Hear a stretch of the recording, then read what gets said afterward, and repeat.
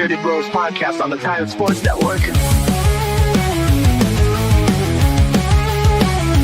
Two bearded dudes sitting in a pod, talking sports, never really bored. From football to basketball, they dive deep, laughing and debating, making us keep. They share their thoughts, no matter how wild. In a room filled with beard and pride, the refs might not understand, but they know what's right. No need to explain. The Bearded Bros, they're the best. Podcast fun with no rest. Sports talk with a side of jest. Laugh and learn as they say.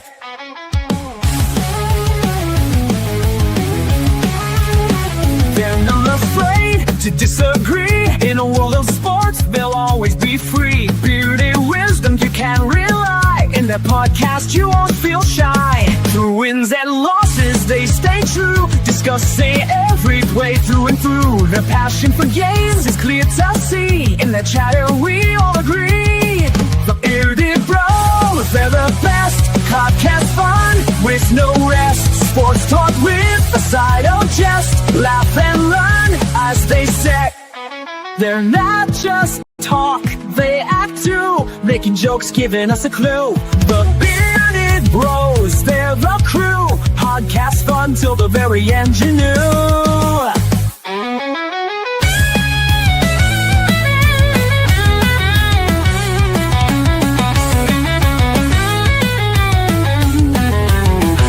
Bearded Bros, they're the crew. Podcast fun till the very end, you knew.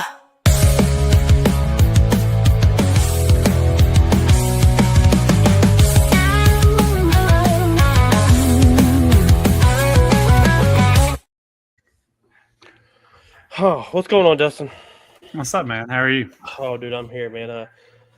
Wednesday, we're middle of the week, right? We are halfway done, and I'm excited because it's been a long week already. I was not looking forward to this week. Did you get a haircut, man? Got a haircut. The wife, Okay. the wife has cut the hair for 19 years.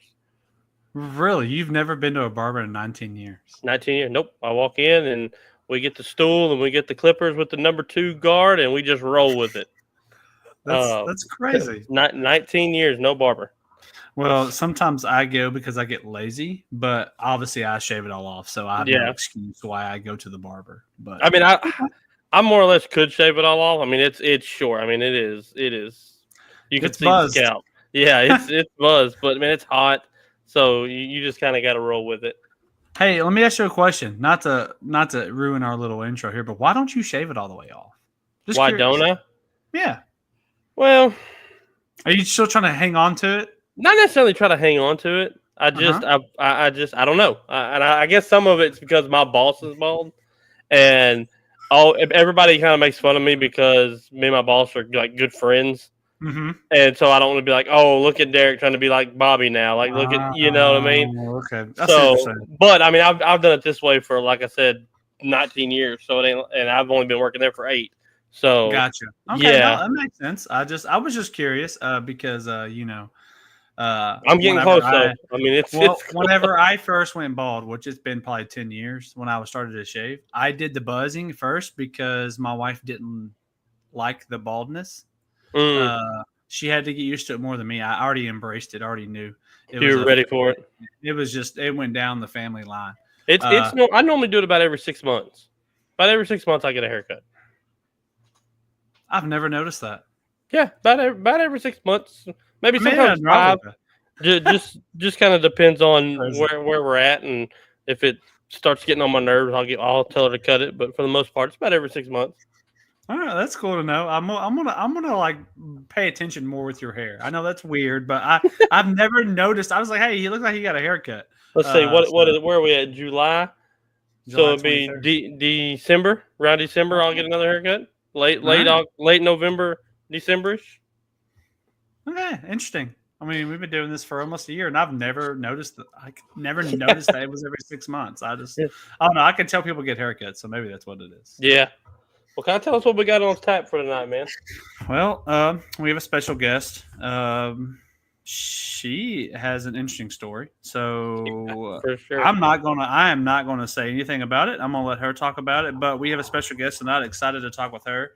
She plays softball at the. She goes to Ore City High School in Ore City, Texas. So I'm excited to talk with her. We got some. We're gonna bring in the NFL side of things tonight. So I'm excited about that.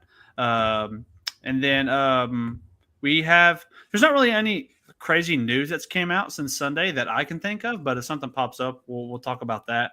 And then to kind of end the show, we will talk about some UFC stuff that came out yesterday that is super exciting. And no, I will not play a video for anyone that is on Facebook. Don't worry about that. I messed that up. UFC got me. Dana White does not play. I found out. So I'm never going to listen. But other than that, that's about what we have on tap. So before we bring her in, we are going to play our sponsor for the evening, and then we will get her in here with us.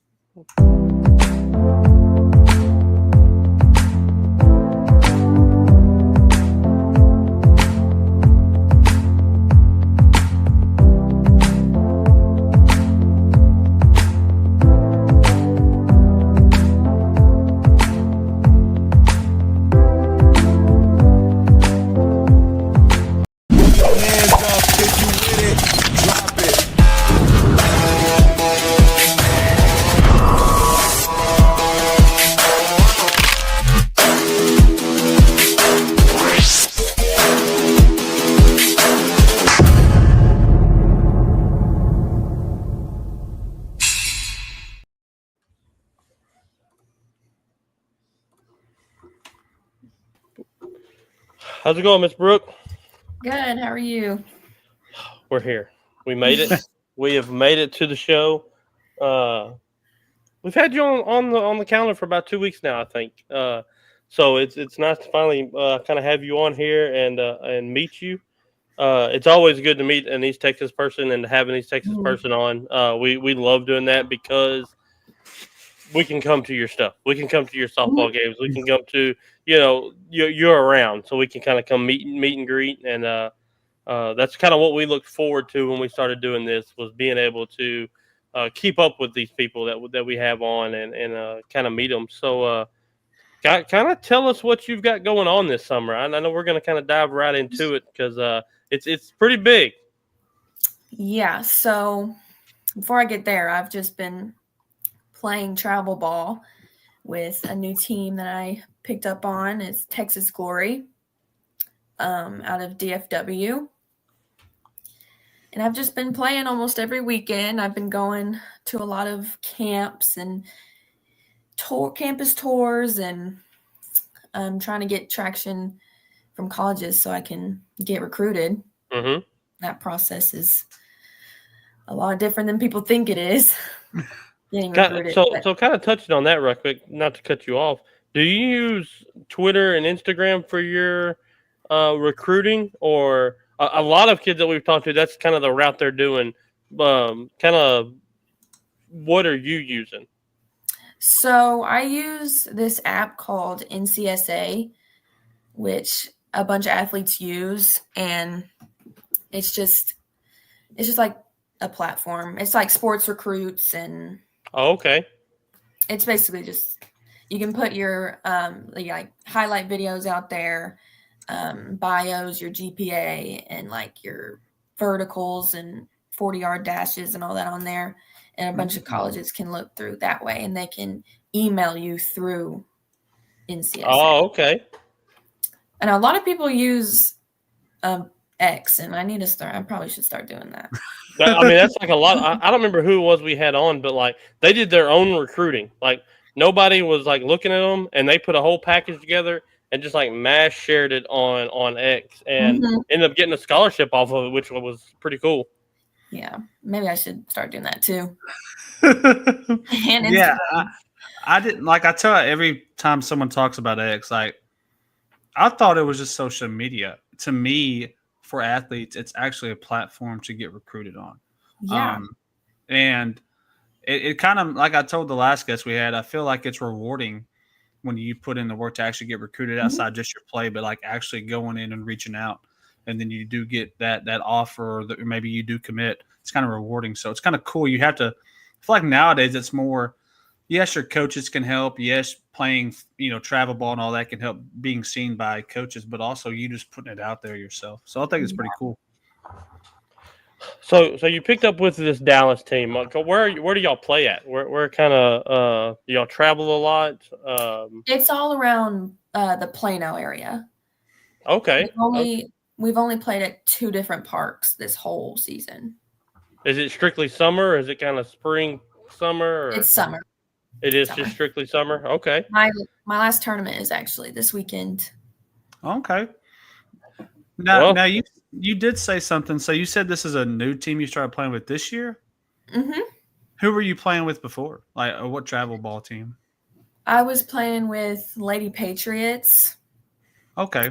But I unfortunately had an injury, so I couldn't play with them. And then I tried to get on another team my sophomore year, and then had an injury. What kind of injury was it? My freshman year, I tore my labrum in my right shoulder. And then my sophomore year, I tore 2 ligaments in my foot, almost in half. So dang. So you kind of battled back. What was the recovery like in that? It was about 6 months for both.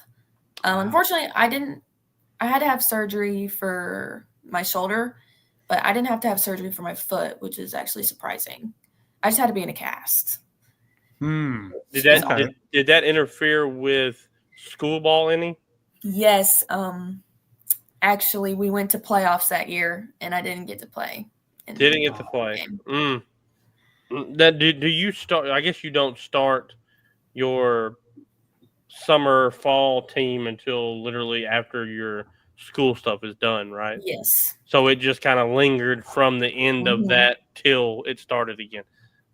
That, knock on wood, I never heard anything back when I was playing, so I never had to kind of go through that. But as a coach, you're like, I want you to play this summer and get better, but like don't get hurt. Like don't get hurt. Like do just enough to get better.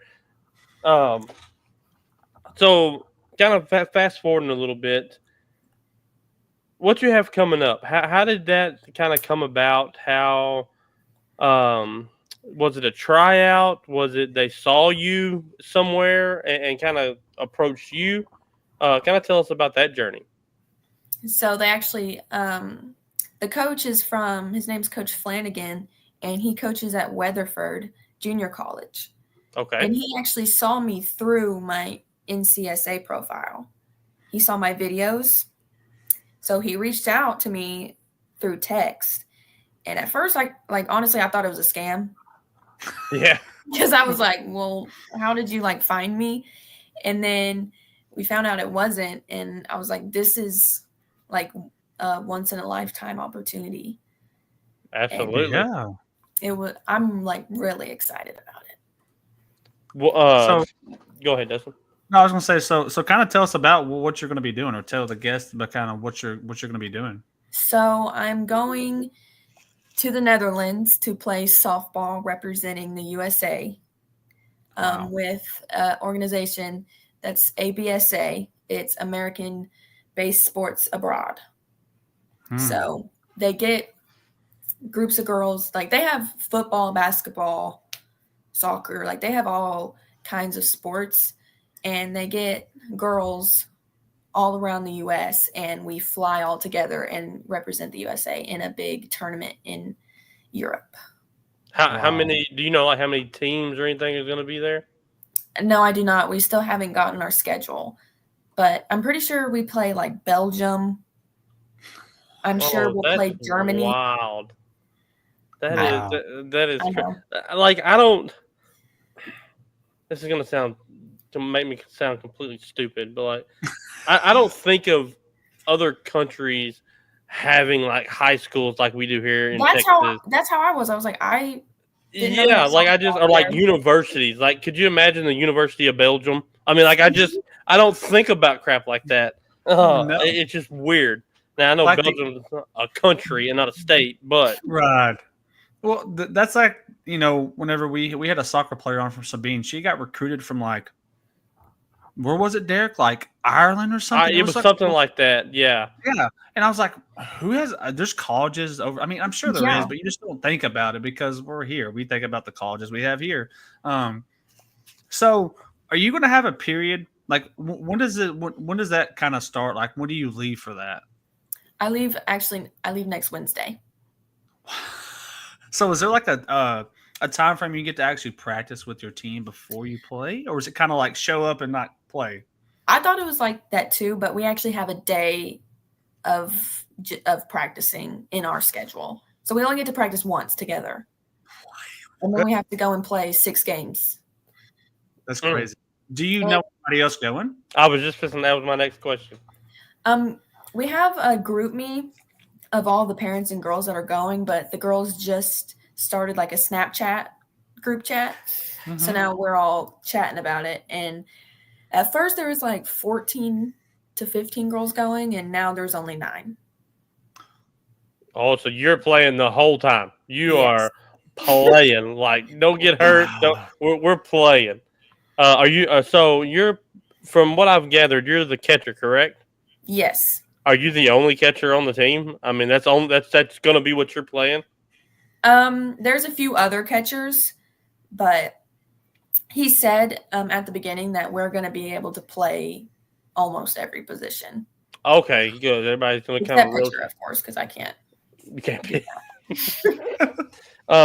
Parents going? Mom, dad going? Yes, my mom and dad are going. Mom and dad are going. They're like, we're not fixing to miss that. Yeah, we're not fixing to miss that trip. Well, their anniversary is the 31st, so they're making this like their anniversary. Nice. What a trip. That's anniversary fun. Trip. Yeah. Oh, dude, that's so how long exactly? I mean, you said there were 6 games. Is that correct?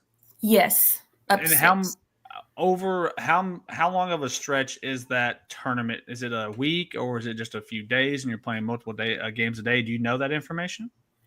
It's 2 days out of the 8 days that we're there. So okay. And we just play like 2 to 3 games a day. So it's just like a regular tournament day. Okay. So it won't be too like straining. What's that travel going to be like? Do you know how is there a bunch of plane hopping? I think the only plane we're taking we land in Amsterdam. But the thing is the time change. Yeah. Is going to be That's going to suck. Yeah. Like I think we're leaving from Dallas Airport at like 2 p.m., 3 p.m. And then when we land in Amsterdam, it's going to be 8 a.m. in the morning. Golly. Wow. The next morning. Like y'all leave on Wednesday. It'll be Thursday morning, 8 a.m. Mm-hmm. You leave on Wednesday, get there on Thursday. So it's almost is it really almost that? It's really almost a day's flight. Is that right? Or am I timing like it? Yeah. Me and my mom looked up the time difference yesterday. They're like, I can remember. I think they're like 12 hours ahead of us. Wow. That's still a long flight. Yeah, it's like 12 hours. And I haven't been on a plane since I was little. So I don't know. Stressed about the flight. Yeah. And it's like those big commercial planes, like international. I've been on 2 of those in my lifetime, and they weren't long flights. They were like 45-minute flights. Yeah. So right now, it is 3:19 a.m. Thursday morning in Amsterdam. They're 8 hours ahead of us. 8? Wow. Yeah. That's a rough jet lag. That is and then rough. When I come back the next morning, I have to go straight to volleyball the next day. That's going to be a long week coming back. And it's like 2-a-days. Do y'all know what that is? Yes. Oh, yeah. Oh, yeah. It's going to be awesome. So I'm assuming you're going into your senior year next year. Is that correct? Yes. How do you feel about that? I'm actually really excited. Like a lot of people, I'm like obviously sad, but I'm just excited to go to college. I think that's like my biggest. I've always. Do you have your? I mean, you're wanting to play college or softball in college, correct? Mhm. You're going to try. Do you have a school in mind? Like, I mean, I'm sure you sound like you take anywhere you could go. But I always put this out there: if you have to pick a college, if you can get that one phone call or that one text from that one school, who would you want? Where would you want to go play at? Well, right now, I think I went to actually tour their campus, and right now it's Austin College in Sherman. Okay. It's a D3, and I just fell in love with it when I went there, and I love the coaches and the girls on the team and just the environment that like they surround themselves with. Mm-hmm. And I might have a chance. I have actually a meeting with him when I come back from Amsterdam. Awesome. So hopefully I get something. But I think that's probably the one. Have you went anywhere else or heard from anybody else, or is that kind of the only one as of right now? I went to a few others. I went to Central Baptist, Arkansas. Mm-hmm. Okay. I just really didn't think that was the right fit for me. But then in September, Hendrix College is hosting a camp and invited me to go. And my brother used to play college at Hendrix football. Play college football. Yeah, we got you. Play college. He used to go play football, so I'm very familiar with that. So I know Sherman's not that big, or it used to not be.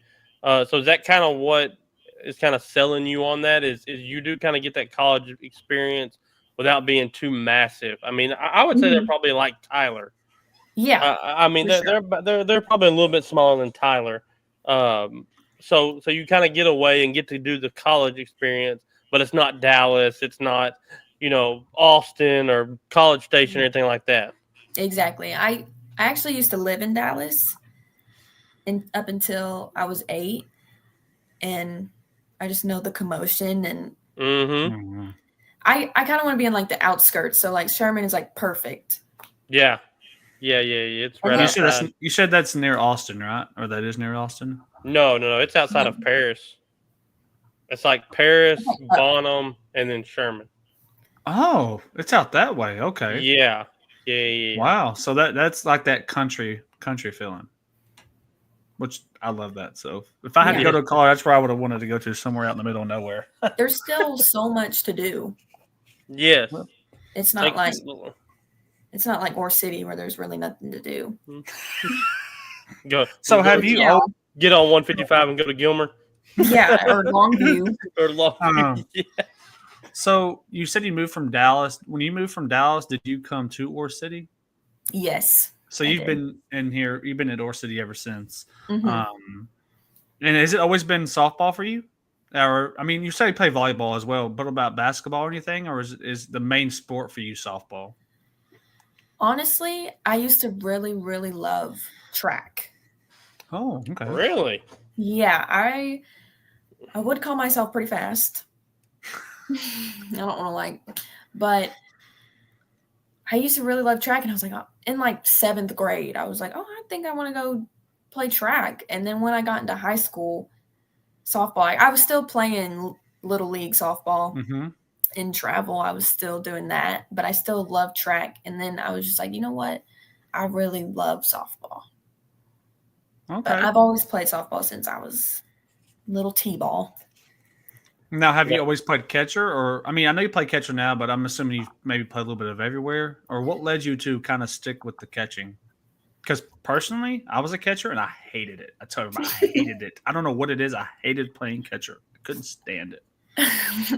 Actually, I used to play first base in like little league, and then our catcher on my little league team got hurt, so they were like, Brooke, we're gonna need you to go catch. And I'm terrified out of my mind. I'm like, okay. And then I just got the hang of it, and they're like, you're actually like naturally good at catching. And then I just stuck with it the rest. I mean, I can play. I've played shortstop, and I've played second and third and outfield, but I think catcher really is my main. And It sucks sometimes, but when it comes to your batting, are you do you consider yourself contact or power? Because I've saw the power in person, so I know you got it. But what do you I consider yourself as, a power or contact, or a little bit of both? I think a little bit of both, but even my high school coach says I'm more of I find a gap. Like I'm a gap hitter. I can turn doubles into triples. That's what I mainly do. I just find the gaps, and I'm a line drive. I don't think really I'm a power. Okay. Hitter. Like home runs come here and there, but I don't think that's like my specialty in batting. I really am contact. Like I'm good at Do you know off the top of your head what your batting average was this past year? 450.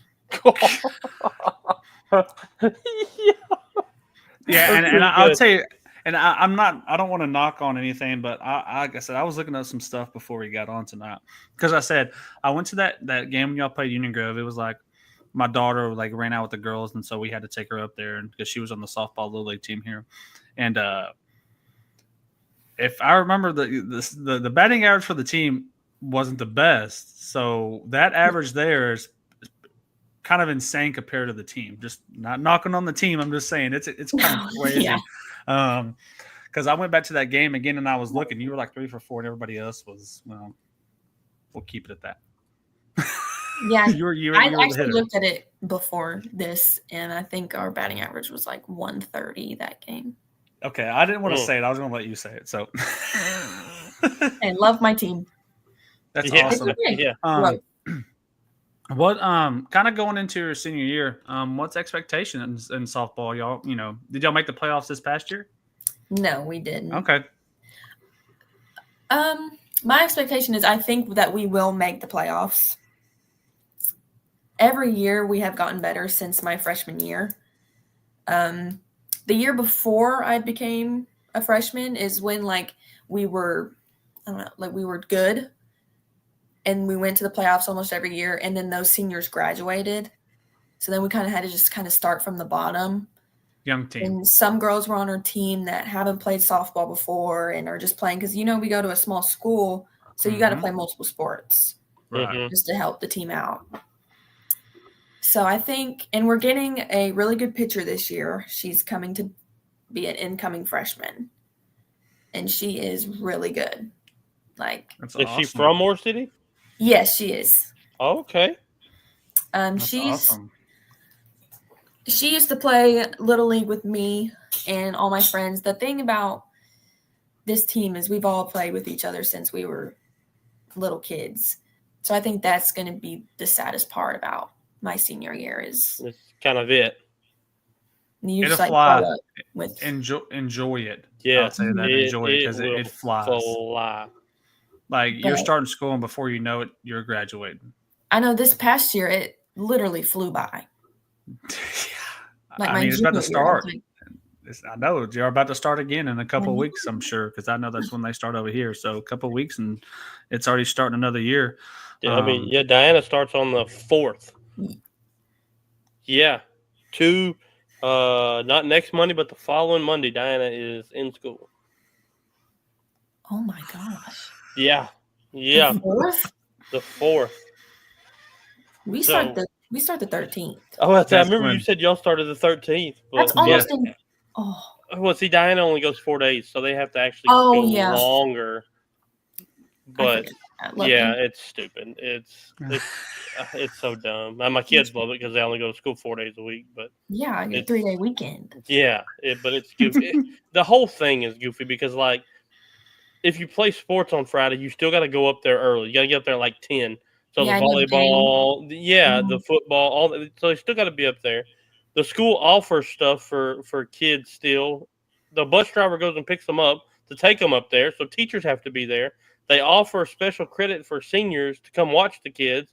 So why not just have school? You got 40 people up there, and there's only 45 in the whole school. So just goofy. But so is there? Again, like I said, you being right up the road here, and obviously Dustin's already seen you. I'm guessing Ore City and Union Grove are in the same district. Yes. So like I was saying, with you being close, we could definitely come check out a game. Do you play basketball at all, or No. no basketball? Okay. No basketball. No. So my daughter will be a freshman at Diana, and we don't say it out loud, but there's a good chance she could be on a upper team. Good. Yeah, in basketball. But softball wise, she doesn't play softball. But I'm we'll pretty definitely. sure. Oh, sorry. I was No, going to you're say, I'm good. pretty sure we played Diana in our preseason. Yes, We yeah, did you do. last year. We played them. Yes. But yeah, we'll definitely have to come watch you. If you'll tell mom or dad, either one, to get some videos playing in the Netherlands, send it to us. We will throw it out on all of our social medias and just pump that out because that's pretty freaking awesome. Thank you, of course. In and of itself, but it's also awesome that it's a local, small town, East Texas kid that's doing it. Like I told you before, that's one of the things that we love about doing this is all these small town kids that we've gotten to kind of come on and talk and kind of see where they're going, what their future looks like. But is there anything, we always ask this, is there anything that maybe we missed you wanted to talk about? Or is there anything, advice or anything for the younger kids that maybe you want to share? Probably the advice I would say is definitely take time for yourself. Don't make your sport your whole life because you can get burnt out really, really easily. And it just affects with your mental health. And you just got to take time and be a teenager and hang out with your friends and spend time with your family. You don't have to make your whole life about your sport. There is a college out there for every single kid, I believe. There's a spot for somebody. I like it.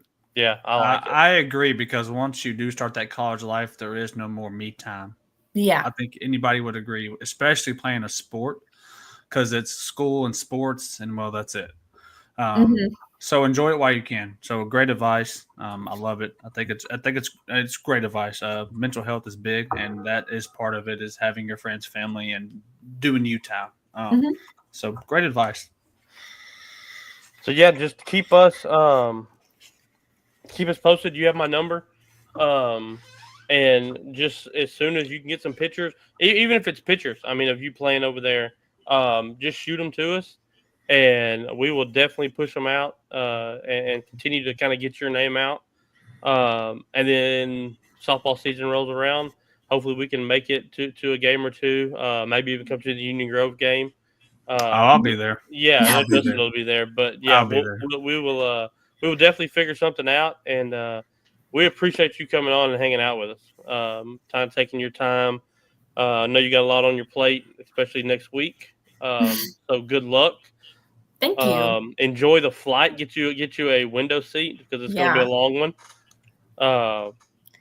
But yeah, if you don't have anything else, Dustin, do you have anything else? No, good luck. And hey, I need one home run. I think you can get home run in one. I got you. Games. Yeah, hit a home run hit a home run in another country. Like let them know who Ore City is. Exactly. Bring the ball home. That would be awesome. That would be awesome to bring a ball from another country. Bring the ball home with you. Sign it. Never know. Yes. One day it could be worth something. It could. Brooke Byrd home run. Brooke Byrd home run from Ore City, Texas. They're going to say, "Where's that?" Just Google it. I can't explain it. It's too small. Just Google it. Yeah, sure. Have the picture. Have the picture you hit it off of. Sign it. I have to tell people they don't know where Ore City is. I'd be like, "Do you know Longview?" They're like, "Yeah." 20 minutes, 20 miles north. Yes. Yeah, somebody's like, "No." I'm like, "Tyler, no." See, whenever I went to school, we played Ore City in football, but that was it. We didn't play them in any other sport but football, which was really weird. I went to Union Hill, little bitty school out there by Gilmer. Oh, we played Union Hill a few years ago, but okay. aren't in our district anymore. No, we were never in the district. We always played them in like before district, the little, I guess not preseason, but pre-district games. Mm-hmm. We always played them, and it was actually we played them one year in football, but we played them every year in basketball. But we obviously y'all were too big for us because we were even smaller than North City, so that's how that worked. So, well, good luck again. Me and Derek appreciate you coming on and hanging out with us, and keep us updated and get us some pictures and stuff when you get back. Of course. Thank you guys for having me. Of Thank course. you.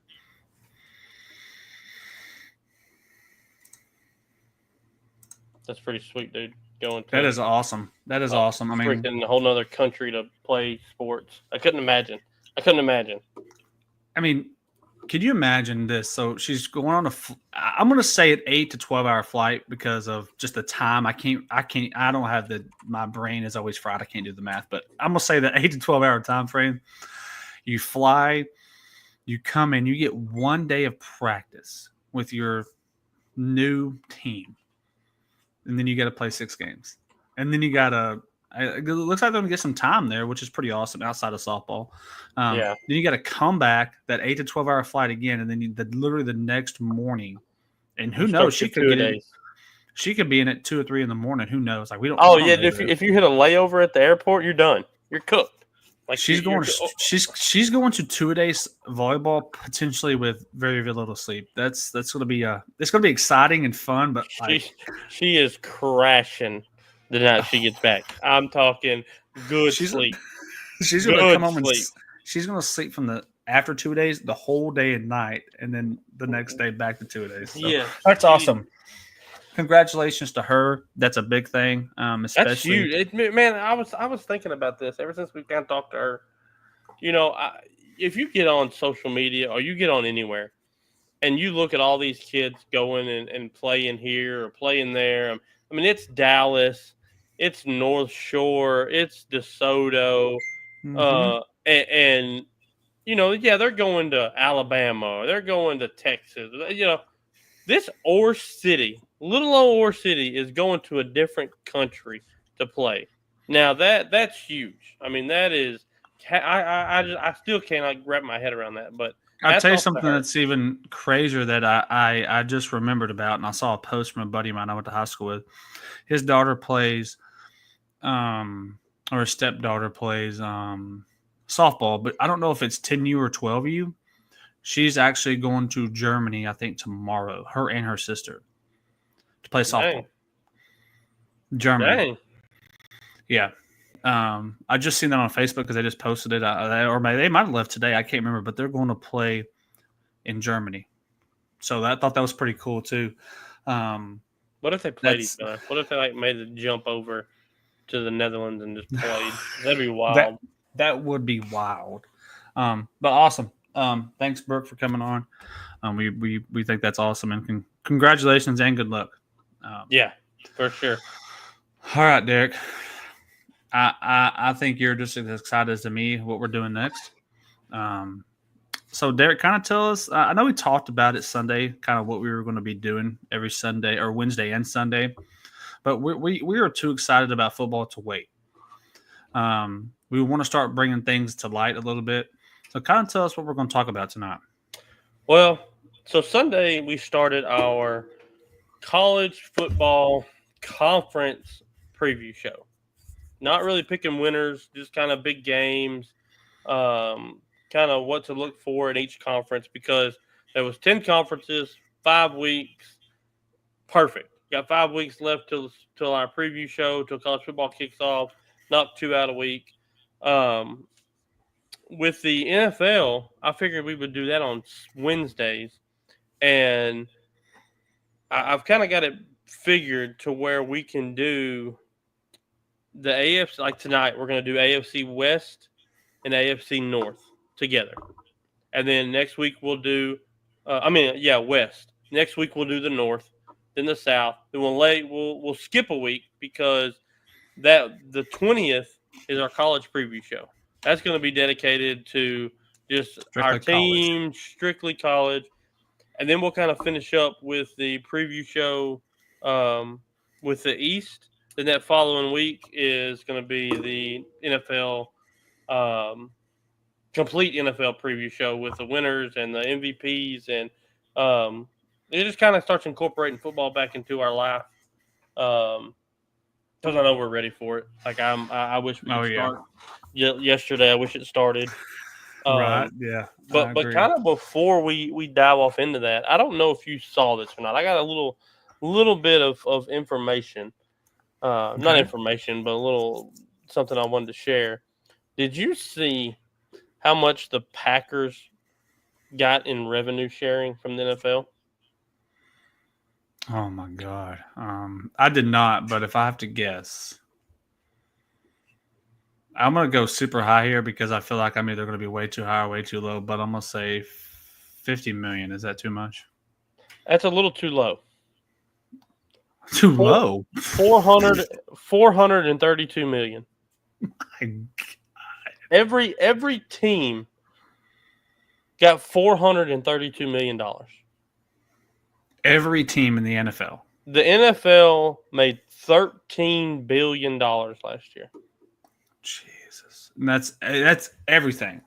That's everything. That's from TV deals, from everything. That is insane.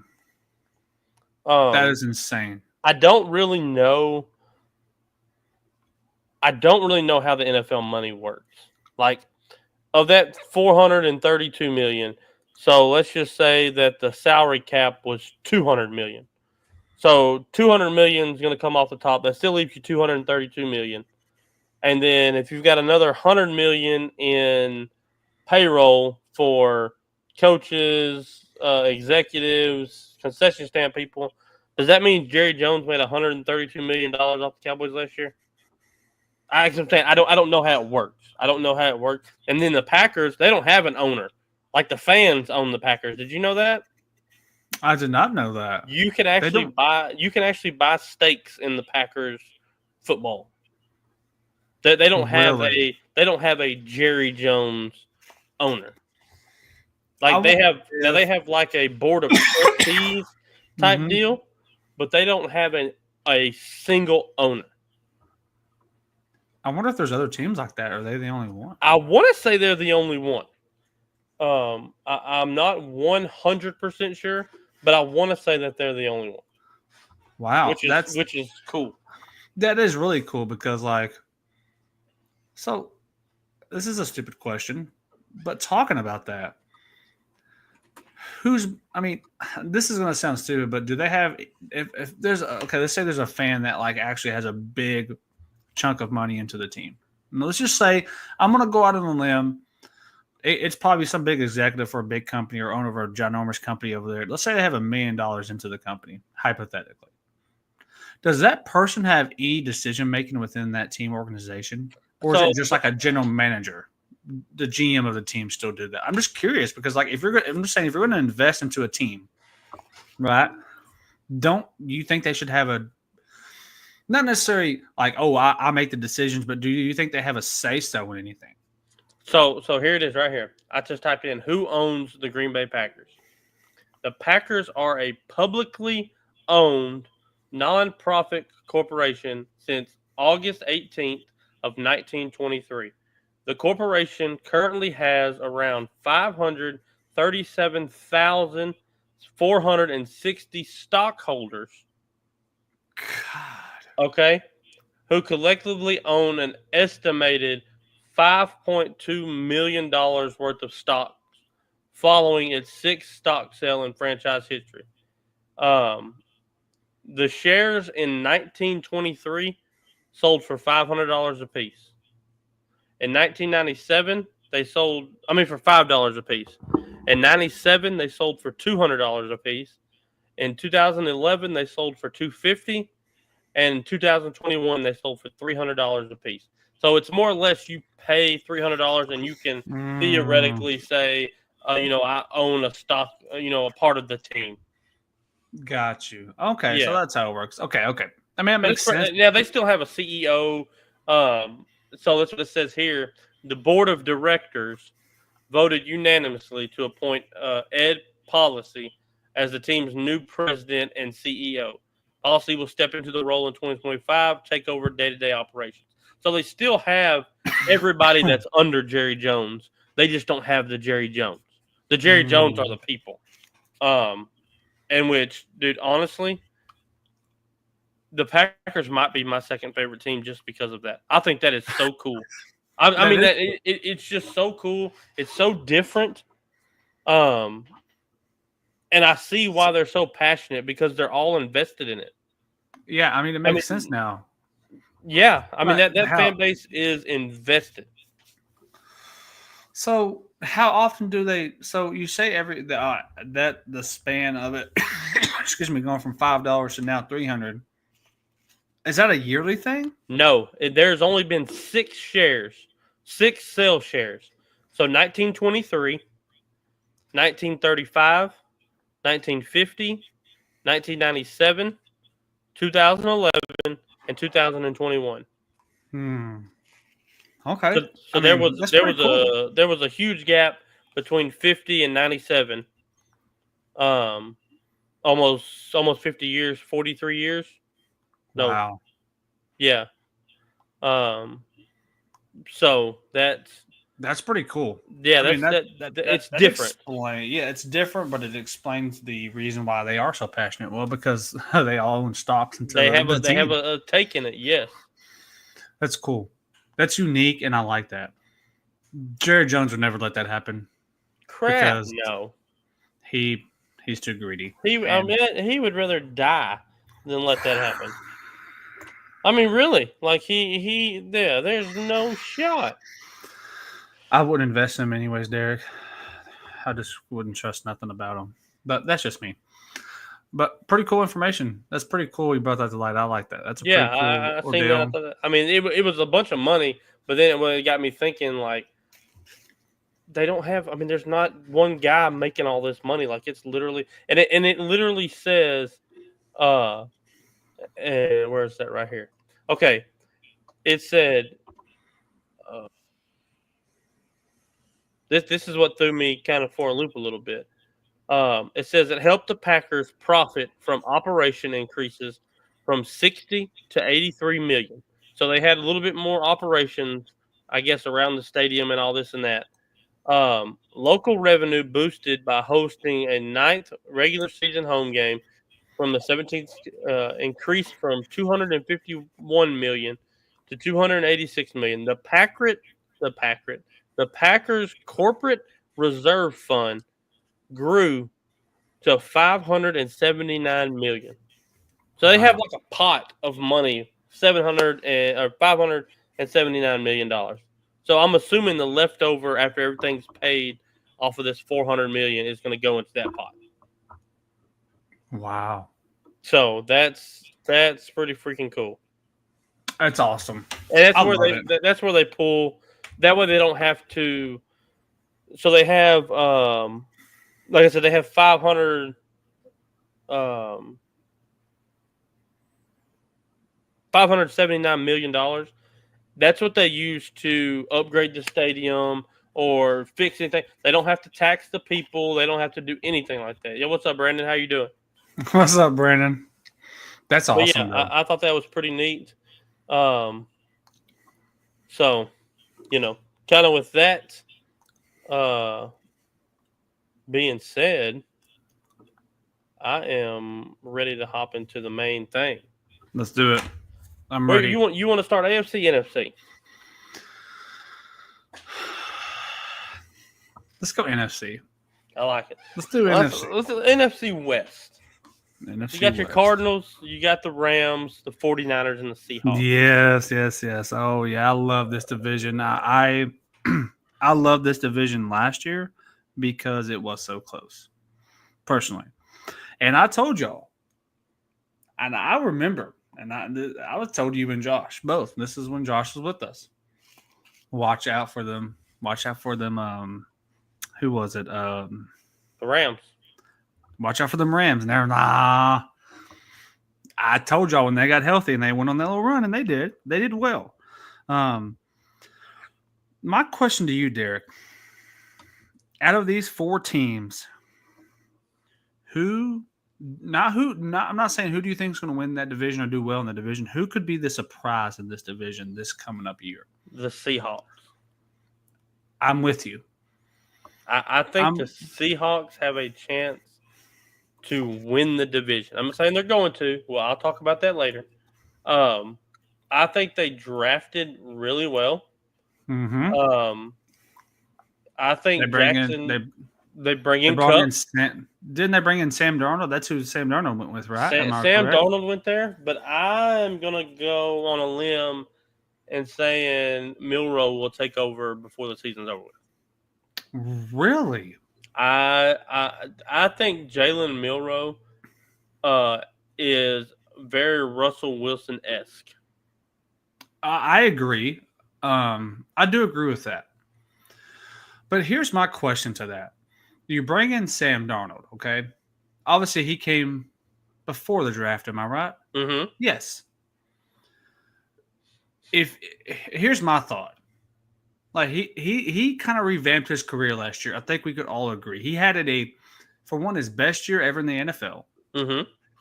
He went to a team that I think we could all agree on. We did not expect them to be as good as they were because, bro, really, he was not supposed to start. I think they were wanting to start J.J. McCarthy from what it seemed. Oh, 100%. I mean, they didn't draft him for no reason, right? Yeah. He comes in. You know, obviously they start off the season super hot, and everyone was like really shocked. When I look at Sam Darnold, obviously when he was at USC, he was phenomenal, and when he got drafted, he just never could get it going on any team he was on. Like it's like the fit wasn't right. Mm-hmm. And then he gets to Minnesota, and it's just like, where has this Sam Darnold been? Like, where has this been? But I think he was so good is because of where he was. And, you know, we think about that about a lot of these quarterbacks. Like Purdy. He's good because he's in San Francisco. Yes. So, yes. Like with that being said, the right spot. I don't know if I can agree with you because I think Sam Darnold will have it at least this year. But if they do start to struggle offensively, I think that Milroe will get a chance. But here's the question is, you know, I always go back to this because it happened. I don't agree with it, and I still don't agree with it today. When the Longhorns took out Ewers and brought in Manning and then brought Ewers back in, I never agreed with that. Right. Like, I think when you make that switch, for one, the starter, you're putting him in a position to where he feels like he lost the job. Mm-hmm. It doesn't matter. I don't agree with the switching out. And if I go back out there, it's always going to be in the back of their mind, man. Okay, yeah. I can't force that long pass because if he gets intercepted, I'm done. I'm cooked. Right. But I do agree with you. I see a Russell Wilson type player in Milroe. I think with him coming into year one, I've always thought his struggle, even at Alabama, for one, he's a phenomenal ball runner. I'm curious to see if he does have the opportunity to play, do they throw some more run plays in there for him, kind of like what they do with Jalen Hurts sometimes? Because I do think he struggles with the accuracy at times. Because he has a cannon. He has a cannon. When he can throw the ball, he can throw the ball. I think it's going to depend on quarterback play for them this year, specifically Seahawks. Like, 100%. Can Sam Darnold give them enough to make that offense go? I think they've got the best supporting cast of the division. They've got Kenneth Walker. Mm-hmm. They've got Jackson Smith and Jigba. They bring in Cooper Kupp, A.J. Barner. He's always open. He's always open for some reason. It's the little guys, man. They're always open. I don't know how, but they're always open. The thing that I'm worried about the most is the secondary for Seattle. Their defense was terrible last year. Their defense was terrible. The front four were okay. They could get to the quarterback. Yes. But if they didn't get there quick enough, they were giving up big plays. So they've got to kind of take care of that end of the back end of the defense. And man, the reason I'm kind of picking them, I don't know what the 49ers are going to do. I agree. Debo's gone. Jennings wants to be traded. The defense is getting a little older. Now they still have solid guys. They still have Bosa. They still have Warner. I get all that. McCaffrey seems to always be hurt. At some point, he's going to miss 3 to 4 games. Is this his last year in San Francisco? I think so. I agree. I think it is. I don't know who takes a chance on him, but I do kind of believe that it might be his last. I do know for a fact that it is Matthew Stafford's last year in Los Angeles. I think this is his last year. Period. I really do. And I'm not going to – I guess I'm going to give it away but not give it away. For me, they're the favorites to win the division. I'm high on them again this year. I mean, they bring in Devontae Adams. Yep. They do lose Cooper Kupp, but you have Devontae Adams. You have Puka. They have a running back duo. Kyron Williams, Blake Corum, Tyler Higbee at your tight end. Yeah, so they still have a solid. Their defense has always been fairly good. I think they, in my opinion, is they would be the front runners to win that division, just based off of what I saw from last year. I think that if you lose Cooper Kupp, and you could say you brought in a Devontae Adams, I'm not comparing the two because they're not the same by any means, but you have two threats now on the outside. Puka can really do it all, really, in my opinion. And it gives Matthew Stafford a couple weapons to – I agree. This is probably his last year. San Francisco, I'm not high on. It's I just don't know. Their offense wasn't terrible last year, but their defense was pretty. They were banged up, but they were pretty bad too. Surprisingly, San Francisco's defense has always been really good. They just could never get it going last year. Arizona, man, I personally, I don't know if you feel this way, but I think this is this has to be a breakout year for Kyler Murray, or I think they might move on from him. I 100% agree because I don't think they're going to waste Marvin Harrison Jr. That's my thing. If they don't get someone for him, and I love Kyler Murray. I think he has exceeded expectations in the NFL.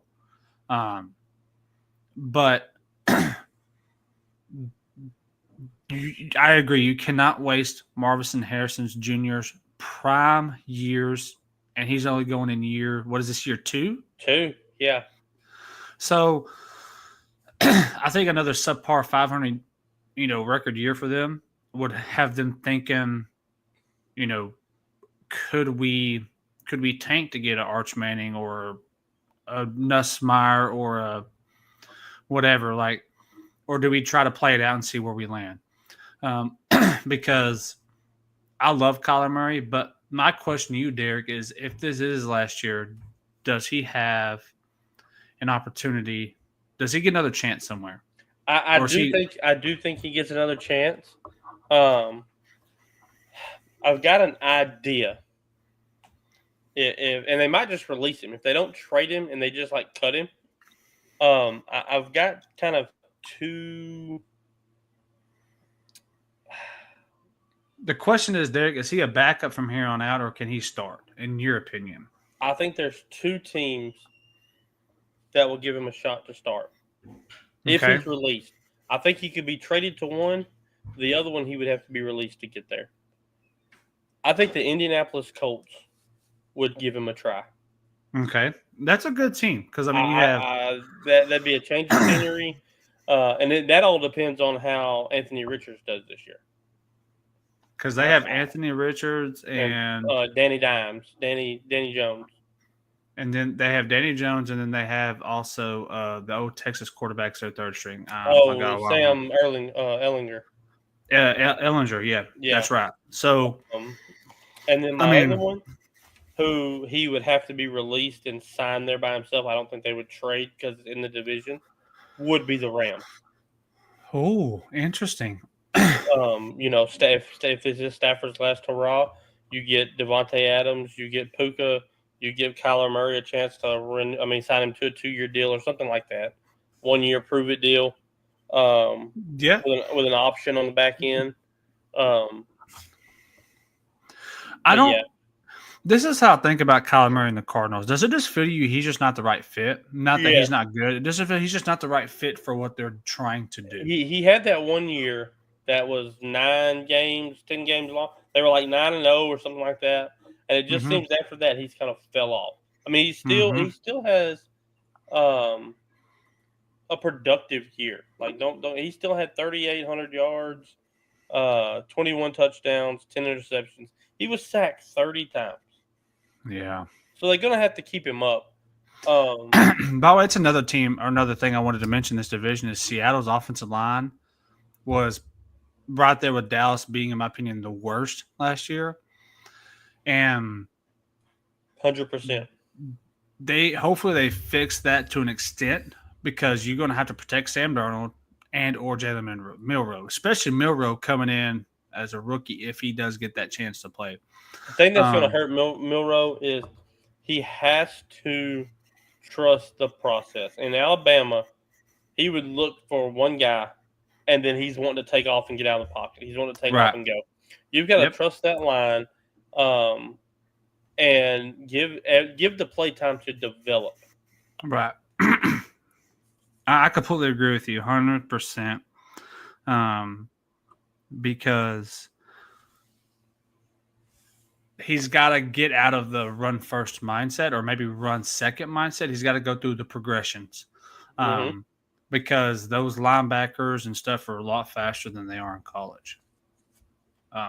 They will get to you. Not that he's not fast and big. I mean, he's shown he can do that. But you've seen some of the best that were great runners in college didn't really succeed at that in the NFL because it's just different. Like Johnny Manziel's a great, like he was a phenomenal runner when he could run and he was super fast, but in the NFL, I don't think he did that very well because it's just different. The league is different.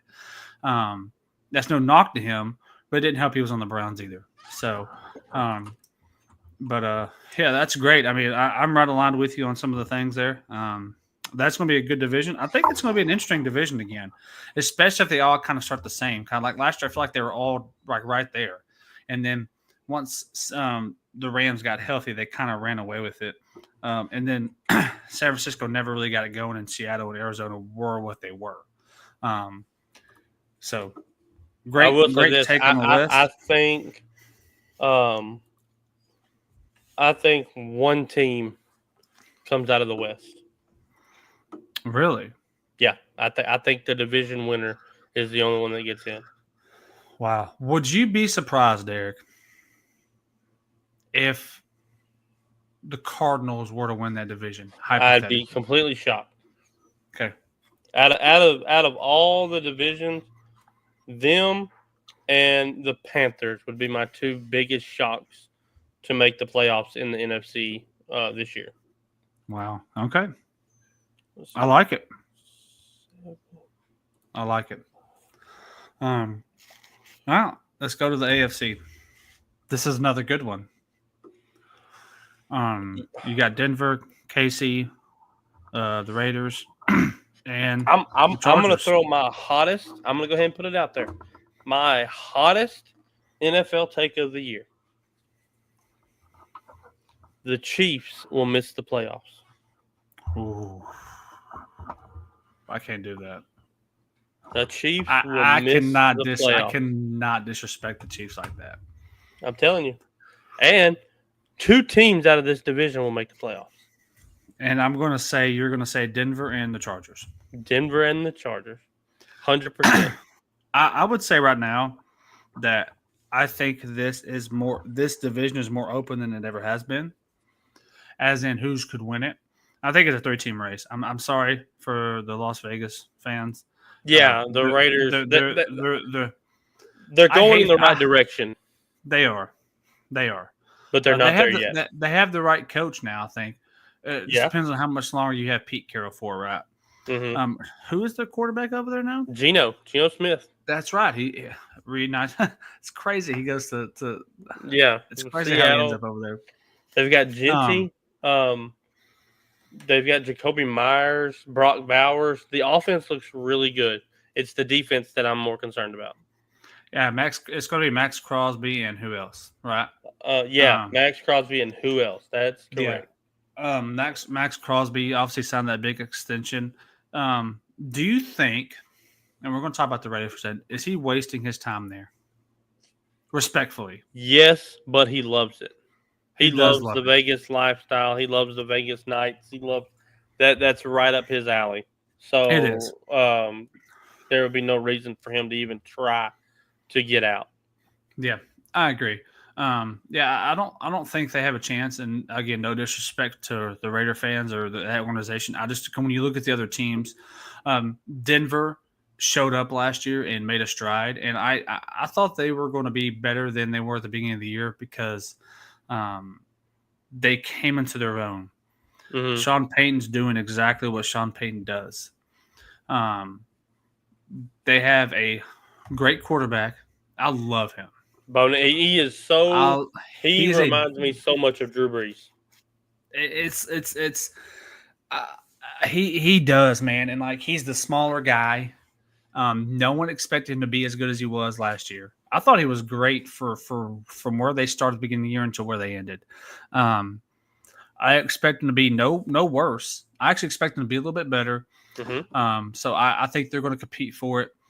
The Chargers, man, I don't know, man. Like, is Herbert the guy for them? That's my question. This is his year. I hope so. Well, I'm talking either way, good or bad. Now, might be the worst quarterback room in the NFL. They've got Justin Herbert, Taylor Hinckley, Trey Lance, and then your boy, DJ Uiagalelei. So that might be the worst. Who do you turn to? Tyler, you know what I mean? Or whatever. Like, who do you turn to if something isn't working? Like, you don't really have that deep of a room. But I think they are going to line up and run the ball. They are going to play Jim Harbaugh ball. They've got the backfield for it. They've got Najee, who we talked about needed to change the scenery. They go out and draft the kid from North Carolina, Omarion Hampton, perfect fit. They have Hassan Hankins, the running back from Michigan from 2 years ago, going into his second year. They've got Ladd McConkey on the outside. I love him. Trey Harris, Quentin Johnson. I sent this in the group. Is he just the biggest waste of talent as a receiver? I mean, he's 6'4", 230. Let's see, 6'2", 210. But he is 55 catches on 91 targets for 700 yards. I think that outside of McConkey, I think that right now they don't have a great wide receiver room. No, they don't. I 100% agree. That's why I agree. This is Herbert's year. He's got to show he can be the quarterback, whether they have a star or no star or just a few role guys like that. This is the year for him to show. I think they had the defense. I think they have the running back room. I think they have a great offensive line. Because I'm going to be honest with you. I could see a trade Kyler Murray for Justin Herbert. I could see Herbert in Arizona. You give Justin Herbert a Harrison Jr. You give Justin Herbert another weapon. Go out and get him in the draft. I think Justin Herbert's a phenomenal quarterback. I agree. I mean, I think he's one of the top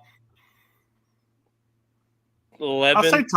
I'll say top 10-ish or so in that range. Yeah, I mean, if you put him at 8, I'm fine with it. If you put him at 11, I'm fine with it. And anywhere in that range, just straight up talent wise, I'm 100% okay with that. They revamped the offensive line. They went out and got some help. Defensively, the back end is good. It's the front seven that I worry about with these guys. When Khalil Mack is kind of your prized possession in year 72, you're struggling. But we'll see. I know you're not on the same page as me, but I do think it's a 2-team race. I think it's Denver versus the Chargers, and the reason I think that, can you tell me what the Chiefs did this offseason to get better? So they didn't do anything. But here's what I have going on with the Chiefs right now. Rashid Rice is in trouble. Okay, Don't know what's going on with him. Just don't get it. You have Travis Kelce, who he fell off last year. He's getting older, right? You do have Pacheco, so that's good. I mean, he and Kareem Hunt. The question is he staying there? I don't know. I mean, I don't know generally. I don't know. I'm assuming he will. I thought he actually gave them a boost in their offense, kind of brought it back to life a little bit when he did come back to the team. And then I actually think that Patrick Mahomes will have a better year this year if they can figure out if people can stay healthy, and if Travis Kelce can somewhat get back to being Travis Kelce, like being the security blanket. Like Travis Kelce is not Travis Kelce from 3 years ago by any means, but he just didn't seem like he was there at times last year at all. He only had 3 touchdowns. Yeah, and that is, I mean, he could have that in one game in the past. We can agree with that. I do think that obviously you have Chris Jones on the other side. I can't disrespect them and say they're not going to make the playoffs because they've went to 3 straight Super Bowls now. Now, they did lose last year. But I do think that division is more competitive now with Denver and the Chargers. So now, like, the Chiefs can't win all those 1-point games like they did this year. It won't happen. Like, how many one less than a touchdown games they win last year? So many. Like, it's unreal. That can't happen this year. So, they've got to figure out, like, how do they get more production overall? Because they can't do that, man. We'll see though. I'm not going to knock them and say they won't make the playoffs because I just feel like that would be kind of crazy. But at the same time, if you look at what Denver did, man, Denver went out and got R.J. Harvey, the running back from UCF. They signed K.J. Dobbins, who we said had a really good comeback year with the Chargers. They still have Courtney Sutherland. They have Marvin Mims Jr. They go out and get Evan Ingram. They kind of buy out his contract. And this was a team that slowly got better. They still got Patrick Surtain. They go out and get your boy Jahdae Barron from Texas, the best corner in the draft. So they've got their corners locked up. Man, I don't know that the Kansas City did enough as of right now to compete. Now they'll compete because it's NFL, everybody competes. But I just don't know if they've done enough. For me, they have not. Yeah, I mean, when you look at the roster, it looks the same. I mean, I agree. And I think the question that your concern is it enough? Can they just bring back the same team and be as good? And I'm strictly going off what I saw the last time that I saw them play.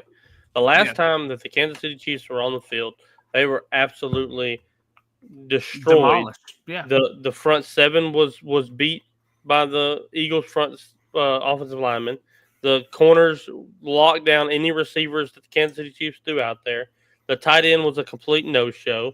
Patrick Mahomes was rattled all the way until the fourth quarter when they took the starters out. So I mean, as of right now, Kansas City has done nothing for me. Yeah, that's the question mark. When I look at Kansas City, I do question my question is, does Patrick Mahomes have a better year than last year? He had one of the worst he's ever had since he's been a starter. Does Travis Kelce come back and give you any kind of glimpse from the past? Is this his last year? I'm going to say yes. I think if he has a subpar year, he's done. Yeah, I mean, he has. I mean, he's done. He's had a Hall of Fame career. I'm not going to knock him. He has. But when you're playing late into your career, and especially in football, because of the grind, the wear and tear on your body, you're coming to compete for championships. Like, you're not coming back just to play. You're either there to compete for championships or be that veteran presence in on a young team, and you feel like you can contribute that way. I do think this is his last year. And I mean, I just want to see more from them. Like, Rashid Rice has got to get his stuff figured out, because he's supposed to be this young, up-and-coming NFL potential star for the Chiefs, and he was hurt last year. And you start off the year, hadn't even started, the season, and you're already in trouble. I mean, that's already going to cause issues from the jump. So, I mean, I think you're going to get Patrick Mahomes. It's going to be Patrick Mahomes. He's going to make plays. But I just don't know if they have it this year. I hope they do. I want to be right and say that they're going to be competitive and have the chance to win the division. But that division is a lot better than it's been the last couple of years, with the Chargers and definitely Denver. And who knows? Maybe the Raiders shock us and actually can compete too. I think they'll compete, because I think Gentry and Bauer are really good. I think they're going to score some points. I think Geno Smith, he showed last year, he's not a bad quarterback. He just didn't have a line. Now, I don't know how much better the line is where he's at now. It can't be no worse. I can tell you that. It can't be no worse. Yeah, that's for sure. But yeah, I'm excited.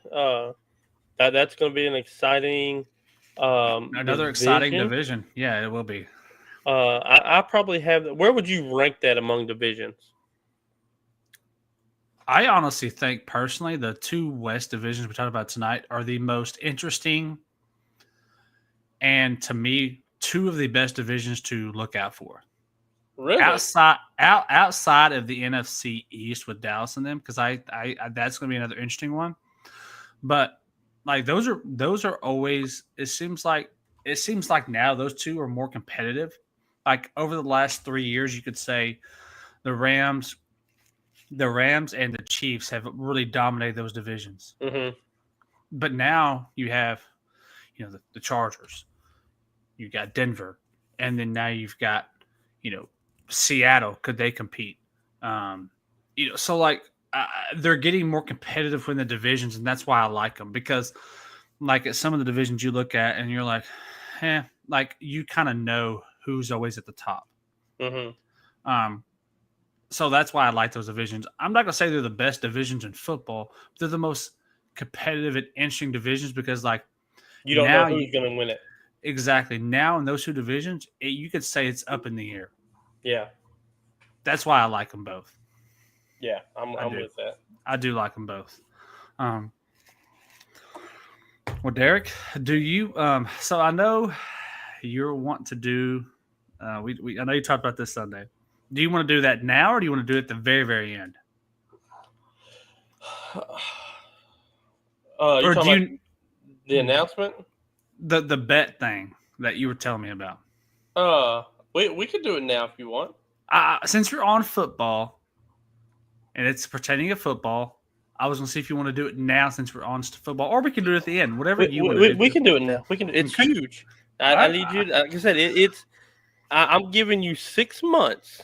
Well, really 5 months. I think Texas and A&M play the end of November. November 28th, I believe. Yeah, it's the last game of before the playoffs. Let's see. Make sure, because I want to make sure that I'm right on this. Now, correct me if I'm wrong. It's in Austin this year, right? It is in Austin. Okay. And it is November the 28th, 6:30, night game, ABC. Okay, why can't that just be the first game? Why do we gotta wait till November 28th to watch this game? Oh, that's the best. That is for me. That's prime spot, man. I love the rival. I mean, and I said this before. The fact that we don't have OU Oklahoma State the last week of the football season anymore is atrocious. The bedlam, the paddles pounding on the walls, man, like that. I am 100% for that. I hate that we lost that. So here's the bet I throw to you. Okay, I'm nervous. You're a Longhorn fan. I'm an Aggie fan. The loser of this game has to cut ties with their school and become a fan of the other team. Oh, no. Again, I'm giving you 5 months to think about it. Matter of fact, 5 months and like 3 days. Oh, my God. Completely cut ties. Like, Completely. You're done with that. Like you can't wear the Longhorn shirt out in public. You can wear it to like cut the yard in. But like if somebody asks you, hey man, you watch college football? Yeah, dude, I'm a big Aggie fan. Big Aggie fan. I love the Aggies. Or vice versa. I love the Longhorns. Like there's no way you're doing this. 100%. 100%. Oh my God. But I'm gonna let you think on that. No, there ain't no thinking for me. I'm in. 100%? 100% I'm in. Right now. I love it. Time stamp it July 23rd, 2025. 5 months and how many 4 days to the day. Yep. I'm in. We have no idea. Both these I mean, it could be Texas 5th string versus A&M's 7th string quarterback, and I'm riding it. I mean, no matter what. God, I cannot believe I just made that bet. Ugh, it's gonna hurt me. That's a huge bet, dude. Like that, I don't know why. I was thinking about something, and I was like, who was I talking to? I was talking to somebody at work, and I was talking about A&M, and I said, man, there's 2 games that's going to decide A&M's season, and it's not really the 2 that people think. For me, the 2 games are week 4, the Auburn game. Because that's right after they play Notre Dame. So they're either going to be 3-0 going into that Auburn game, or they're going to be 2-1 going into that Auburn game. If they lose back-to-back, season's pretty much done. Unless they go on an incredible run and beat Florida, Arkansas, LSU, Missouri, South Carolina, Stanford, and Texas. All right? Now, if you slip up somewhere in there, you're going to be okay still because you've beat some ranked opponents. So you can kind of work your way back up. That's why I asked you if this was the 16-team playoff this year, which, from my understanding, it is. And the other one is the Texas game. Those are the 2 games. The last game of the season, just like it was this year, and the Auburn game. And I said, man, I really, really, really, really, really, really think that they lose the Auburn game and run the table. I think they beat Florida, Arkansas, LSU back-to-back, get an easy game against Missouri, beat South Carolina, get a warm-up game against Stanford, and then go to Austin and repay the favor. And I said, what can I do with that? And I said, let me do something with Dustin. Now, I'm in, man. I know you're in now, but I'm not going to hold you to it until the Wednesday before the game. Okay, that's fair. That's fair. That's a Friday night. That's a Friday night game. So on the 26th of November, when we have our show, our Lone Star Showdown show, We'll revisit this. Okay. I'm down. And I am 100% in on my end. Okay. So I like it, man. Now I did not expect that to come from you. So, but now, come November 26th, if 42 starters are out, I'm gonna be like, nah, bro, I was just kidding. I'm just kidding. I'm just kidding. No, Man, but for real, I'm down with that. I think that would be super cool. Either way it goes, I think it would be cool. It would be fun, it's something to. It kind of, I mean, we're both Cowboy fans, Ranger fans. It would bring the whole show to one conclusion. Like we represent everything the same, and I thought that was pretty neat. Yeah, no, that's awesome, man. I'm that's exciting. And you know, kind of, you were talking about a couple games that you're looking at for the A&M. And I know we're not on college, but you know, I'm sitting here looking at the Texas schedule, and I think I'm not knocking anybody we're playing, but there's one game that I am intrigued about that I worry from the jump that I think this would set the tone for the season. It's Ohio State. I mean, there's no bigger game to start the year off with and playing the team that beat you at the playoffs and then playing the defending champs. And I'm not knocking A&M. I'm not knocking Florida. I'm not even knocking Georgia.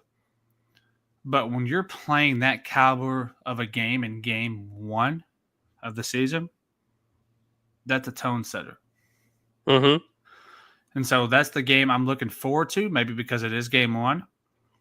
But I'm excited to play Florida, Georgia, A&M. I mean, really SEC in general. Vanderbilt, how does that go? Last year, that was a better game than expected because of that quarterback. I can't remember his name. Pavia or something like that. I may be saying it wrong. Did you know he's from Texas? Really? He was recruited as a tight end and moved to quarterback when he got to Vandy. Mm-hmm. Interesting. I did not know that. So let me ask you this: two games on your Texas schedule that you were worried about. You obviously said Ohio State. What's your other one? Again, I know we're not getting down the college side of it just yet, but again, I'm not knocking any of the teams we're playing, but I'm going to go Georgia because we played them twice and lost to them twice. Like I can't not, you know, I know the A&M game is going to be fun. The atmosphere is going to be crazy, even though it's in Austin. It's still going to be crazy because it's the rivalry year two. But I'm talking about just in like more of a redemption type thing, kind of like how your redemption on Texas type thing at the end of the year. That's where I'm at. Like I want to beat Ohio State and I want to beat Georgia to prove that, for one, like we can beat the good teams. Because that's all we heard about last year for Texas was they ain't got nobody. They didn't play nobody. Like I think Florida is going to be a good game. I mean, Arkansas always finds a way to compete in these weird games. I don't know how they do it. They always find a way to compete. For me, that's the scariest game on Texas thing because Ohio State, who's the quarterback? Right? I still don't know. You've got a great defense. You've got an outstanding receiver, but who's going to throw it to him? For me, I'm going to tell you right now who's going to throw it to him. So I just want to tell you who their quarterbacks are for Ohio State. And tell me if you've heard of any of these guys. Lincoln, I can't even pronounce his last name. Mason Maggs, Julian Slayan, and Tavian St. Clair. That is their quarterback room, and I can't tell you who any of them are. I'm not knocking them. I just don't know. Nolan Air? Did you say Air Nolan? No, it was Mason Maggs, Julian Slayan, Tavian St. Clair, and Lincoln Kinslotes. I don't even know. Like I don't even who. I've never heard of any of these, and I'm not knocking them. But the one person they have, the one scariest person they have, is Jeremiah Smith. It's Jeremiah Smith. I agree. But like I said, for me, it's Arkansas. Arkansas is the scariest because I honestly think Texas can. The Oklahoma's always scary. I think we've talked about this before. Like Texas could be number 1, and Oklahoma could be 0-12, and Oklahoma could beat Texas, or it could be vice versa. Oklahoma could be 1, Texas could be 0-12, and Texas would beat them by 40. So that's always a game that's circled. But for me, that Arkansas, right in between going to Georgia and hosting A&M. Like that is, if I've ever seen a trap game, that's a trap game, because that Arkansas team, I think, is going to be sneaky good this year. I think they're an 8-win team. Like, seriously, like, I'm looking at this schedule and everyone keeps saying Texas plays no one, but I'm going to give you a stretch of games. This is and I don't know if it's the exact same as last year, but it might be. So they got Florida, Oklahoma, Kentucky, Mississippi State, Vanderbilt, Georgia, Arkansas, A&M. Mm-hmm. That's a heck of a schedule for the SEC. I don't care what no one says. They're not necessarily avoiding any big school, in my opinion. Besides South Carolina is probably one, and they're not avoiding them, but just not on the schedule. Yeah, they don't have to do Bama, LSU, or South Carolina. Yeah, but they're also playing Ohio State in the beginning of the year. But they go to Ohio State, they go to Florida, they go to Georgia. Yeah. It's going to be a heck of a. We're going to find out if the buzz in Austin is real. Mm-hmm. The Arch Manning is real. The team, as constructed, the defense should be one of the best in the nation again. I think we still are really unsure of the starting of the Manning era of actually what it will be. The hype is there, but what it will really be is really the unknown. Yeah, and that's what's unknown. That's the unknown for me too. Is like I know what he can do, but what is he going to do as a starter? Yeah, for me. Yep, I agree. So, well, that was awesome football talk. Man, I just cannot wait. I can't wait till we get to the SEC talk. That's going to be a lot of fun. I know that's toward the end, but I love it. Well, I have some news that I want to share because we got something big happening in October. And I'm not going to mess this up this time. It's no video. No, can't get me this time. You can't tell me I can't use pictures. If you do, you suck. Anyways, so yesterday, the UFC announced some two big cards coming up in October. And I have to wait till October, or the UFC fans, just how it plays out. So UFC 320 is on October the 4th. So we got to stretch. We have some time. But they just announced some fights. And I think that this is going to be one of the best cards of the year. And this is just the 3 big fights this night. This ain't even the whole card. I'm going to put them up on the screen. So this is the 3rd best fight on the card. It's Jerry versus Khalil Rountree Jr. Khalil Rountree Jr. just beat Jamal Hill and really moved him up into really potentially competing for a championship. So this, in my opinion, whoever wins this fight will be competing for a championship again. Jerry just lost to Alex Pereira. It was a championship contending match. I can't remember when it was. It's been a little while now, but he's a number 2 rank in this division, and Roundtree's number 4. This is gonna be a fight, man.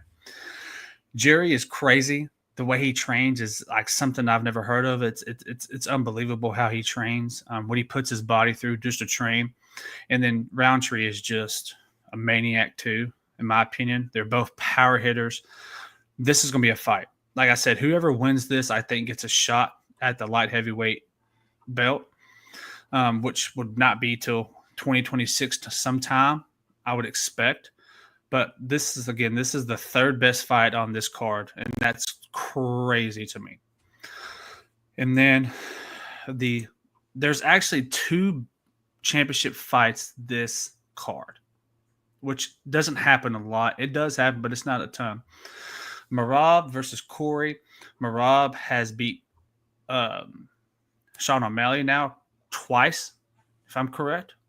He actually beat him to get the belt. Now he just beat him again to defend the belt. Now he gets Corey again in the bantamweight. This is going to be a heck of a fight.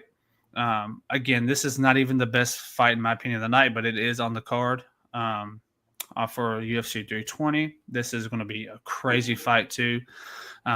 Marab is just phenomenal. He's great with the ground game. I mean, I don't know. This is going to, I mean, again, like I can't even tell you, this fight's going to be insane.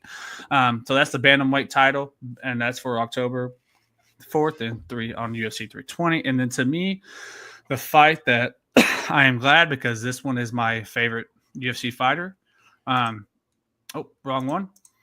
Alex Pereira will go and try to get his title back from Magomed Ankalaev. I did not like this fight the first time. It was my first time to watch Magomed, and he's I don't know, man. I can't really explain his like style. It's he likes to clinch a lot. He's not necessarily a boxer, I would say. Like, you know, there's all kinds of different jiu-jitsu and all this stuff and black belt, and he's a very smart fighter, if that makes sense. Like, he's very smart. He's very technically sound. And Alex Pereira is he's just something else, man. I love this guy. He has boxed professionally, or maybe it was amateur. I can't remember what it was. And ever since he's been on the UFC, he's only lost 3 times. He lost to Ilyasova one time. He's lost to this guy one time. And I can't remember the third person that beat him. Dude, he's a psycho. Like his intro, when he comes into the arena, it is like, you just go look up. When you ever get the chance, go to YouTube and look up Alex Pereira's intro into a fight or a UFC fight. It's scary. Like it's almost like you're afraid of him. But this is going to be another good fight. I hope Alex gets his belt back, because the when they fought back in, I want to say it was March. I could be wrong, of this past year. It went to decision, and I thought he had Magomed. He had knocked him, and like he instantly went to a clinch, and they were on the octagon on the fence for, it seemed like forever. It got to the point to where the referee like told him, like, dude, get off the fence. Like, let's do something. They were just sitting there, and he was just grappling him because he was on the verge of getting knocked out by Alex. So that was my opinion on the fight, but he won. He went to decision. The judges crowned him the new champion. So this is round 2. I'm super excited about this one. But the one that I think everyone's been waiting for is going to be at UFC 321. And it is Tom Aspinall and Cyril Gane. It wasn't supposed to be Cyril Gane. This was supposed to be John Jones. This is who it was supposed to be until he retired. This Tom Aspinall and Jones fight we've been waiting for that announcement, and then bam, Jones retires. Now Tom Aspinall is the champion. Who gets to compete? Well, Cyril Gane has been the number 1 contender for a long time. And so now he gets his chance to come and compete for championship. This is going to be an insane fight. These are both powerful hitters. They're both great with the ground. I mean, they almost mirror each other, in my opinion.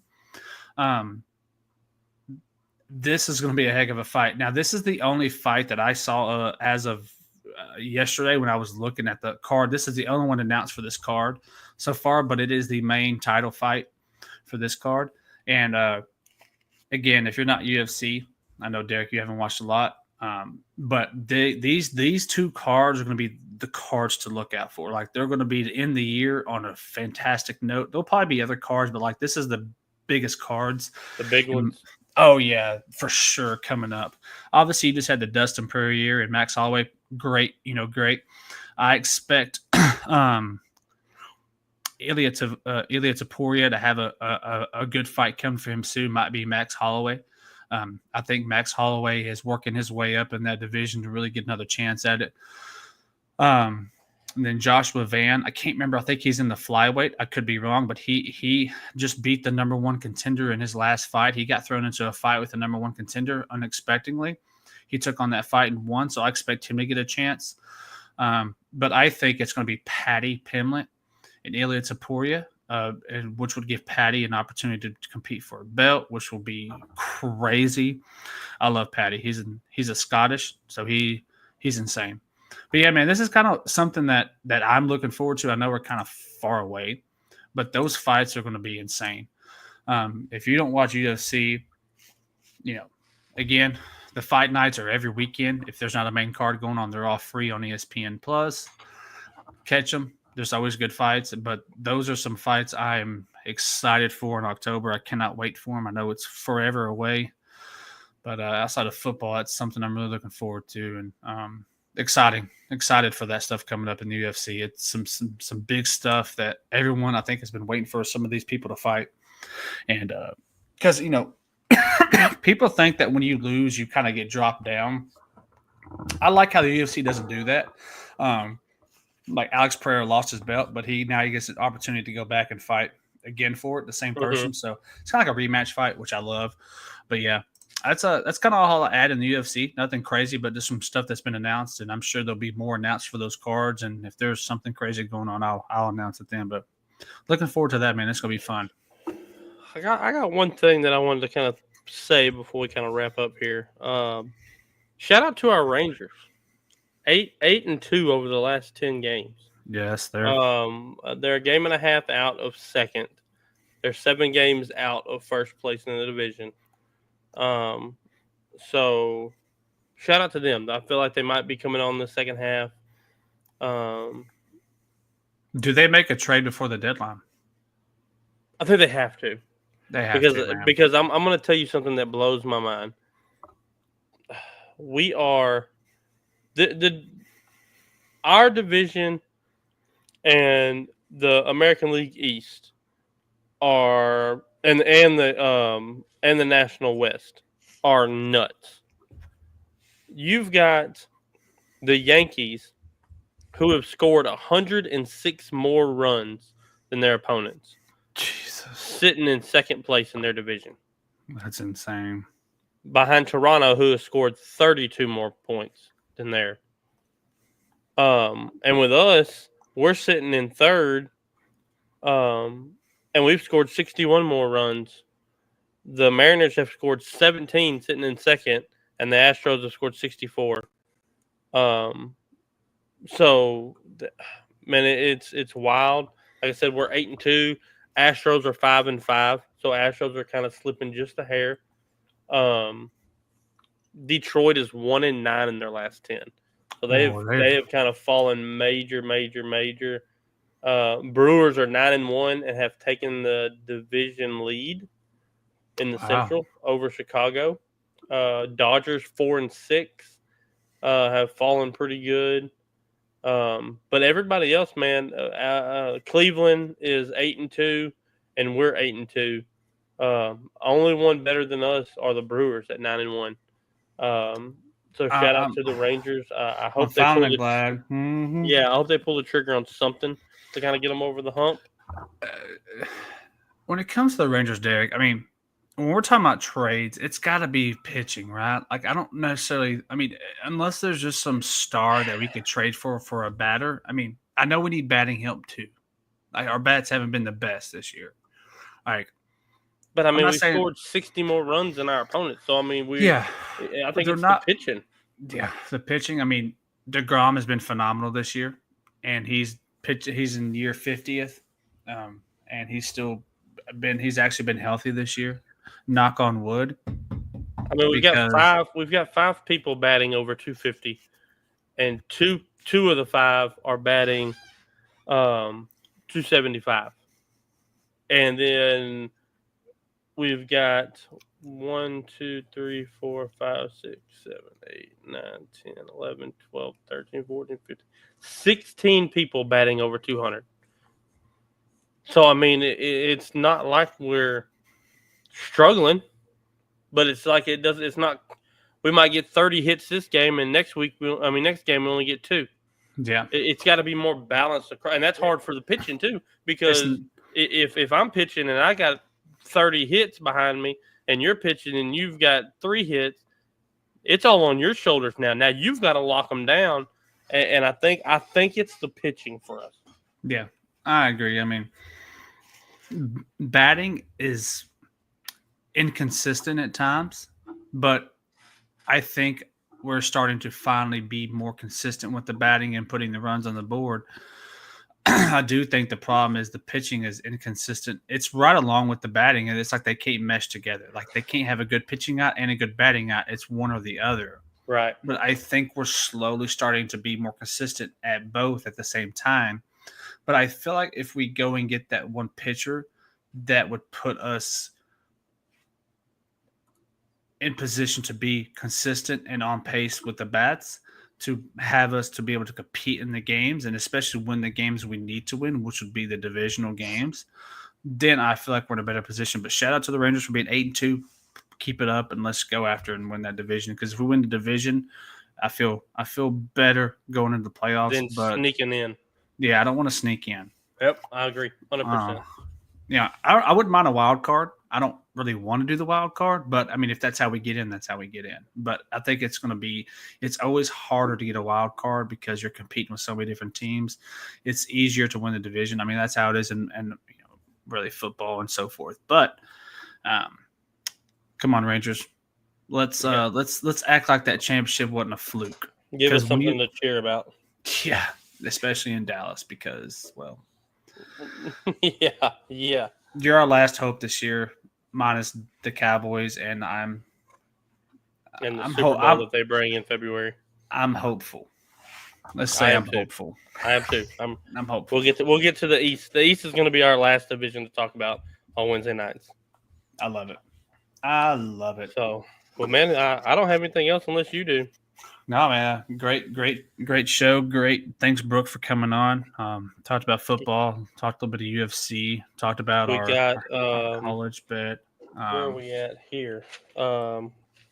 We got the Big 12 and the Conference USA on Sunday night. All right. I love it. Big Great 12, conferences. I like USA. Another guest on. A young lady reached out to us, a basketball player. For the University of St. Thomas down in Houston. She's transferred a couple times. Her last stop was at Mary Hardin Baylor. Okay. So curious to listen to her kind of story to where she's at now. Big announcement coming Sunday night. Yes, we do have a big announcement Sunday night. We've kind of had that in the hole for about a month now, maybe a little less, but about a month. So we've got a big announcement coming Monday night for the network. So be looking for that. But then I've got a bunch of stuff in the works. But as of right now, the 27th and the 3rd are our only guests that we have coming up. All right. That's awesome. Well, everyone, as always, we appreciate the love and support. Me and Derek can't thank y'all enough. We are coming up on a year. We're about a month away-ish of being on doing this for a year now. Tomorrow we will be 1 month away. 1 month away tomorrow. We can't thank everyone enough. We can't thank I do want to give big thanks to Sorry in Advance, On Time Sports, Recognized Game, Crew Talk, Max Show, all Pints and Parlays. Everybody for wanting to come do this with us. Me and Derek cannot thank y'all enough. Thanks for the support over this time, and we're excited for that coming up in about a month. So stay tuned for that. As always, scan our QR code on the screen. Follow us on all of our socials and all of our streaming platforms. We really do. We can't tell y'all how much we appreciate it. And to the sponsors as well. I mean, we appreciate all the love. Be here tomorrow. Be here tomorrow for On Time Sports with Casey. On Time Sports Talk with Casey and William. They will be live tomorrow at 7. And then me and Derek will be back, of course, on Sunday night. Pints and Parlays Friday night. Oh, yeah. Pints and Parlays Friday. Sorry, I missed that last week, so I was busy. Yeah. But, yeah, Pints and Parlays on Friday. Not sure the time yet because Michael had to go to Virginia to work. And so, Gotcha. Virginia and Las Vegas is a big time difference. And right. But as soon as we find out, we'll post it for make sure everybody can kind of be there. Definitely. Be here Friday for them, and then we'll be back Sunday, me and Derek with the Bearded Bros. All right, man. Until then, we'll see y'all then. Everybody have a good rest of week/weekend, and we'll see y'all Sunday. Later, buddy.